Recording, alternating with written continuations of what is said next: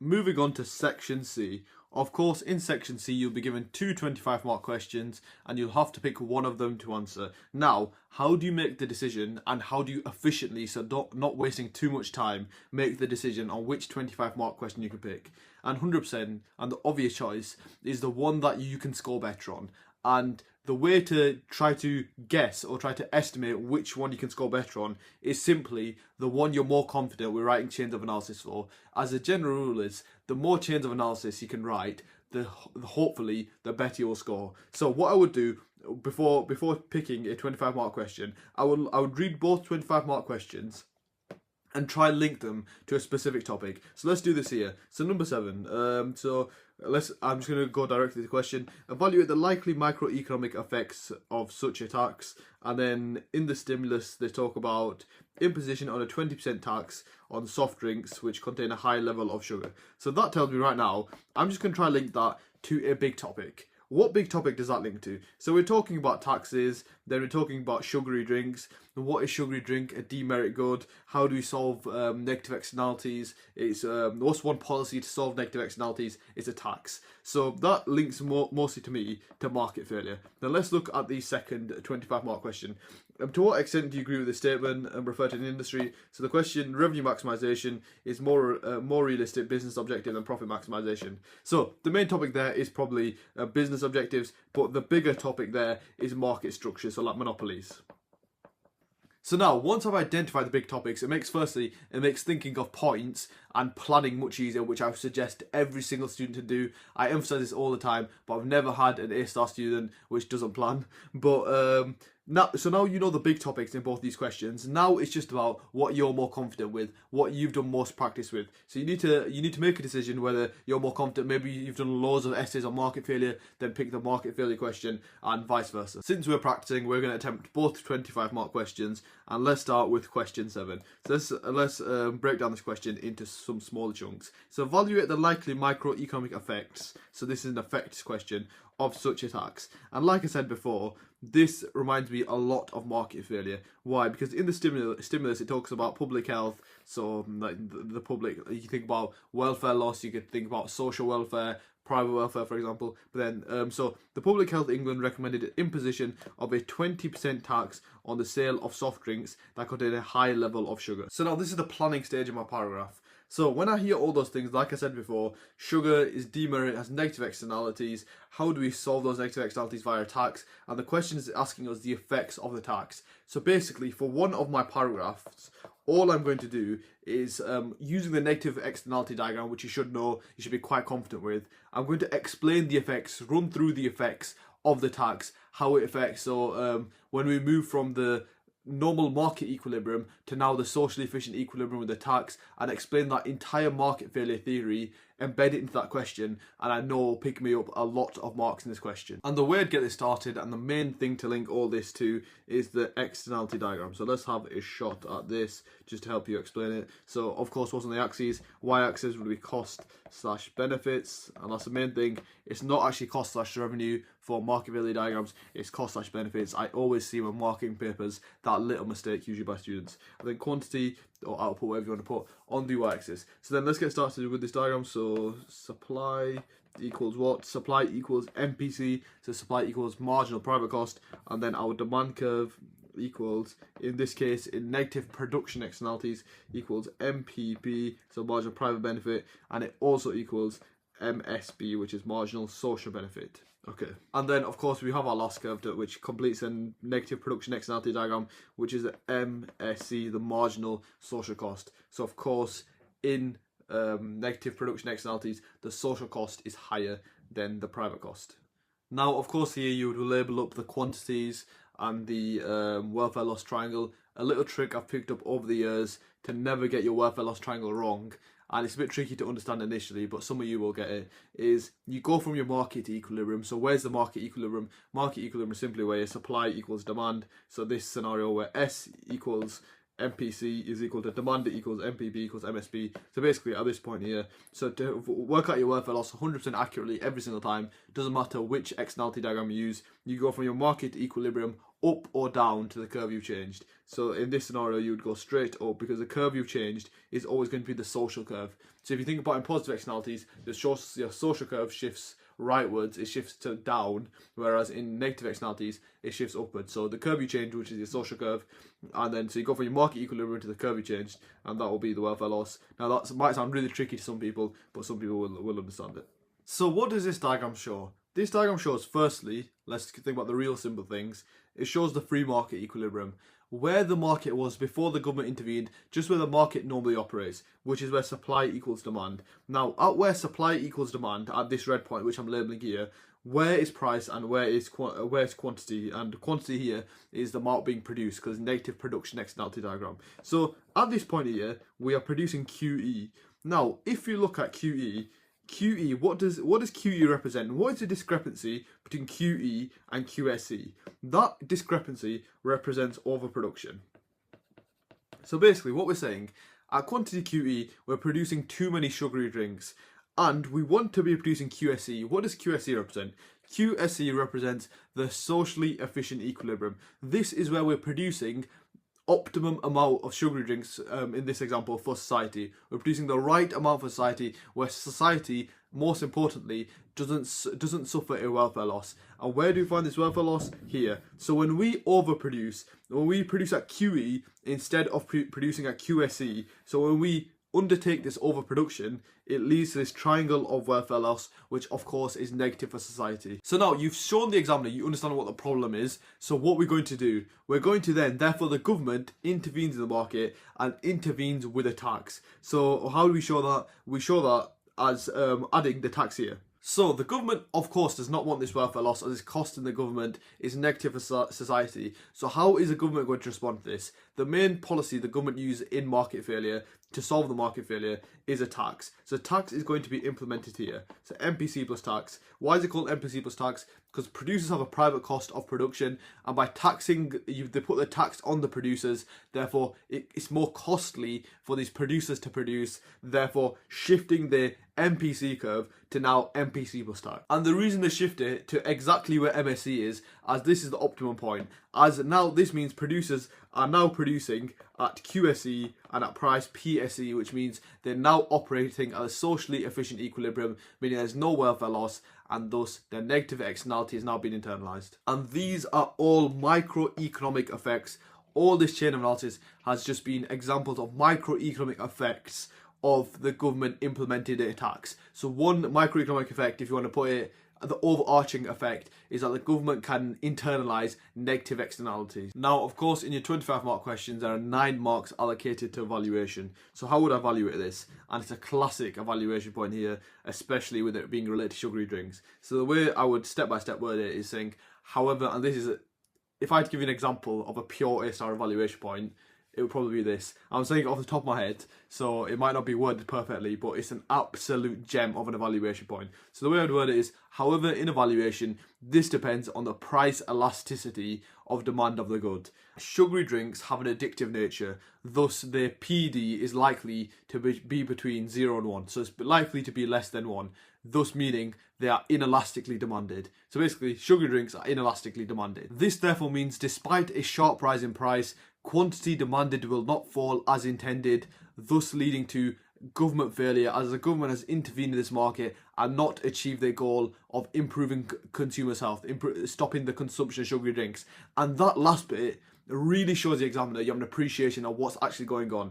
As yes, even though with this sugar tax, we're going to raise the loads of tax revenue, but the main overarching goal of the sugar tax isn't to raise tax revenue, is to help consumers' health, as the tax revenue they gain is going to be nothing compared to how much it costs the NHS for obesity, for treating type 2 diabetes. So basically, the main goal of this tax is to improve consumers' health, improve the public's health. So the main aim of this tax is to improve consumers' health, but since the good is inelastically demanded, they will gain lots of tax revenue, but quantity demanded won't actually fall significantly, thus meaning we haven't actually reached the intended goal of the tax, which is a reduction in the overconsumption. Moving on to the second paragraph. So, if we read the question again, evaluate the likely microeconomic effects, and those two words, microeconomic effects of the tax. What I'm thinking here now is I'm thinking about the different shareholders in the economy. So if you're managers, you have your CEOs, you have your employees, you have your consumers, you have your producers, and specifically those last two. Consumers and producers are of course the most affected by taxes. And just explaining and of course using a diagram to illustrate this, and this is why strong diagram theory, knowing how to manipulate your diagrams can really, and it's really needed to pick up those top marks. But yeah, I would probably focus this last and second paragraph on just put the effects of the tax, the producer burden and the consumer burden of the tax. So all I'm going to do is a simple supply and demand diagram and just shifting the supply curve inwards to show the tax. And then I'm going to represent using the quantities and the price, the producer and consumer burden. So just simple supply. Then of course in your actual exam you can write out supply and demand, but we're just illustrating here, so I'm not going to write the entire thing out. And then of course, what does a tax do to supply? Increases producer's cost of production. That will shift supply inwards to S plus tax. And now let's label all this up. Okay, so this is all the simple labels done. Now how do you show the consumer and producer surplus? Now in this video I'm not going to explain why they are where they are. I'm just going to show you it as it's just exam technique basically. So all you have to do is go from your new equilibrium, which is S plus tax, so where P1 and Q1 intersect, so where S plus tax and demand intersects. So basically this point here, you just go straight down until you hit your supply curve and then go left from there. So basically you're trying to make like a little rectangle type thing. So basically just go left from here, and now this is how you show your consumer and producer burden. And this purple box here, so this box here would be the consumer burden, and this purple box here represents the consumer burden. So what is the purple box? It's just up until, so above the PE price, so from the PE price till the P1 price, and if you want to put A, B, you can put A, B there, so P1, A, B, PE. And quickly, just always question yourself what these things mean. What does consumer burden actually mean to you? It's the proportion of the tax paid by consumers in terms of higher prices. So how much of the tax the consumers are actually paying. And then the box below that, so this box here, we can label this up, and this is of course the producer burden.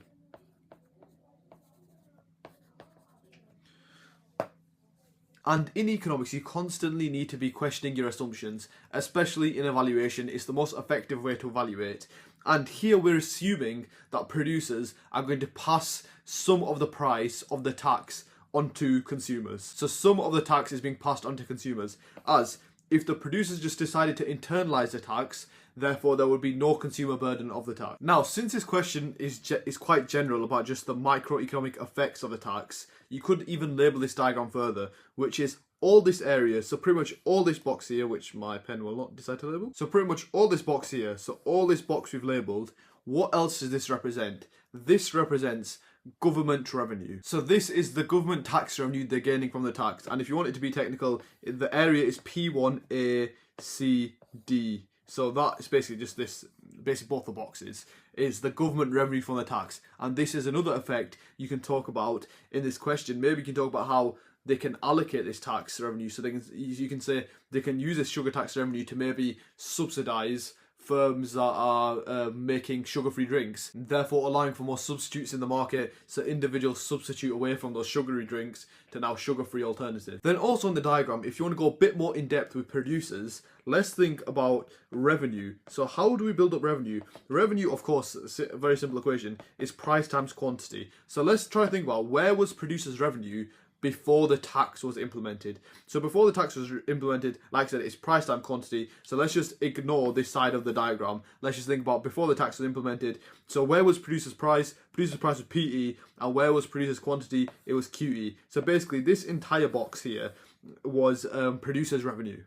So if you want to be technical with the annotations, you can say producer's revenue before was PE, E, QE, F. So this box was producer's revenue before, But now, what is producers' revenue after the tax? And now this is a classic one that catches students out. So even though price is now P1, remember this entire box is going to the government in terms of tax revenue. So what are producers actually getting? Producers are only actually getting C. So producers' revenue after the tax has been implemented is this small box of CDQ1F. So CDQ1F is the producer's revenue after the tax. And then, of course, the most obvious thing on the diagram, which you probably would mention, is this triangle here, which is the deadweight loss caused by the government as they've reduced quantity from QE to Q1. But simply, the triangle of ADE is the triangle of deadweight loss. That was just me briefly explaining the diagram. Now you put all that knowledge into a well-structured, organised chain of analysis. Imagine how many marks you can pick up. The sky's your limit. Well, 25 out of 25 is your limit. But it just shows good diagram theory, that knowing how to construct chain of analysis, good content knowledge can really make that essay easy. And then, of course, like I said before, there are 9 marks allocated in 25 markers for evaluation. Here, there should be no problem with you evaluating. There are not thousands, but hundreds of different great evaluation points here. One evaluation point, a few that just comes to my head off the top of my head, like before I mentioned, the assumptions. So assuming the tax is passed on to consumers, producers could just internalise the tax, thus not increase the price. That's a great one. And then the different size of the tax is a great one always. So for example, we're assuming the tax is at S plus tax. What if the tax was here? It totally changes the dynamic. What if the tax is too big? What if the tax is too small? And things like government failure, you can talk about the law of unintended consequences. So by the government taxing sugary drinks, it could lead to things like black markets forming, therefore meaning that the government lose out on tax revenue, people are still over consuming, and basically the government, again, it's a misallocation of resources. Another absolute classic, I only wanted to give one evaluation point here, but a classic one you have to include if anything to do with taxes is regressiveness, income inequality. You can even draw a Lorenz curve, maybe Gini coefficient, add in there. But taxes, in the nature of taxes, they are regressive. Why? Because they impact every single individual equally. And if you impact every single individual equally, say, because in this stimulus, they're saying this is a 20% tax. So every single individual, whether you are Alan Sugar, or whether you are some really poor immigrant that's just moving to London, you're going to be paying that 20% sugar tax. Is that fair? That new immigrant that might make £10 a week is paying the same amount of sugar tax as Alan Sugar. And Alan Sugar is a rich person, and I just realised he has sugar in his name. That wasn't meant to be a joke, but let's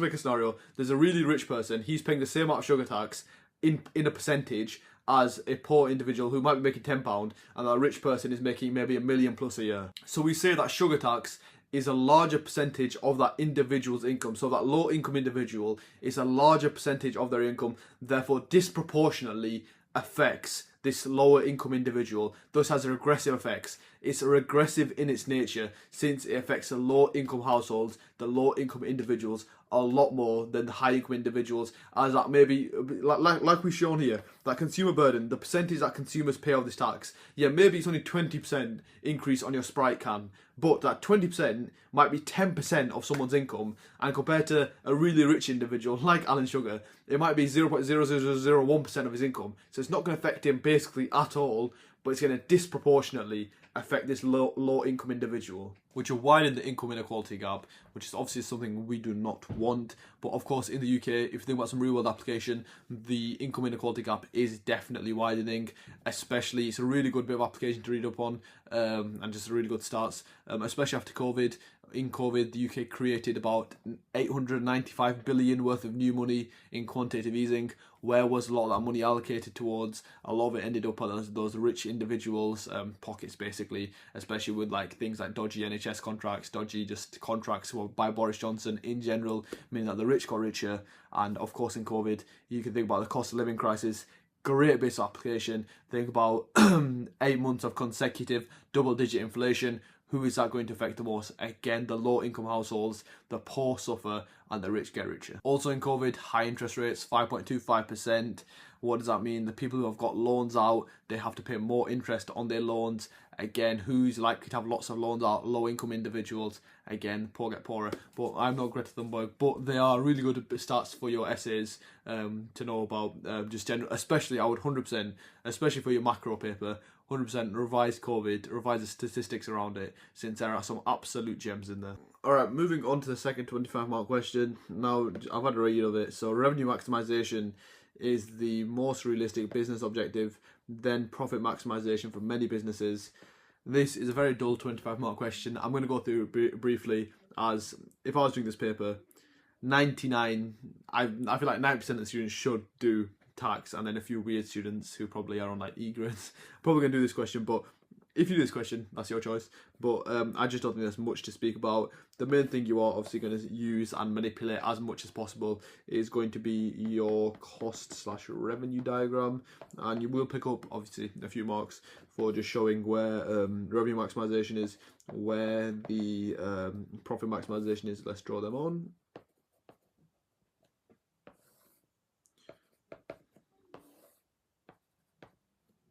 So, of course, profit maximization is at the point where MC equals AC, which you would go from that point, go up, then go left, and this would now be our box of super normal profit, and we'll label that up, label that P max representing the price at where we profit maximize, and label that Q max, which is the quantity where we profit maximize. Now, where do we revenue maximize? We revenue maximize where MR equals what? MR equals 0. So how do we show that? So we go where MR equals 0, which is obviously where MR intersects the x-axis, and then you just go straight up from there until you hit your AR curve, and then you go left, and now that would be the P-rev, I would say. P-rev being the price at where we revenue maximize. Now, as you can see, if you're looking at the box super normal profit, the profit maximization box is obviously the purple box, and the revenue maximization box would be the red box. So as you can see, when you're revenue maximizing, the quantity is slightly higher, price is slightly lower. There's thousands of different things you talk about here. So like consumer welfare is improved. You can even add in other business objectives like sales maximizing, allocative efficiency, dynamic efficiency, allocative productive efficiency, just to contrast the things. And with my Edexcel students, I'm always banging on about learning examples, real world application, industries, different countries, fact files. The reason is you get questions like this. Refer to an industry, and if you're not using as much and it's all from your knowledge, there's obviously no context here. You need to know really decent industries. Like I think what a lot of students did for this, when I remember back in the days, banking. Whenever my students, because a lot of students know about banks, it's a good industry to refer to. But you need to have any sort of industry you want. You need to have an industry to refer to. And with regards to industries, that is one reason why. That could be one of your points, that we revenue maximize over sale maximizing depending on the industry. As in different industries, it may be impossible to like profit maximize, and it may be like a valid objective to revenue maximize, vice versa. And another big one that comes to mind when you're thinking about why would firms revenue maximize over profit maximizing? Regulation. Think about the CMA. CMA obviously does not want consumers being exploited, and will find, they'll name and shame firms that exploit consumers, that have that monopoly power to exploit consumers. Thus, if a firm is revenue maximizing, as we can see on the diagram, they have a lower price. They don't restrict quantity as much. There's less scarcity in the market, thus meaning that they're less likely to be caught up by regulatory bodies. There's not less likely to be named and shamed. Like with being named and shamed, why does that affect the firm? It could affect brand image, therefore reduce demand, therefore reduce revenues, reduce profits, etc., etc. But yeah, so with revenue maximizing, they're less likely to be regulated or like named and shamed by regulatory bodies like the CMA. And a big one here would, of course, be the principal agent problem, where large firms would usually revenue maximize and smaller firms are more likely to profit maximize due to things like the divorce of ownership and control. And then if you wanted to do, you could do a paragraph saying you disagree with the statement and saying why profit maximization is a more realistic business objective. You could just relate it back to the classical economic assumption. What is a classical economic assumption? That firms are profit maximizers, thus will profit maximize.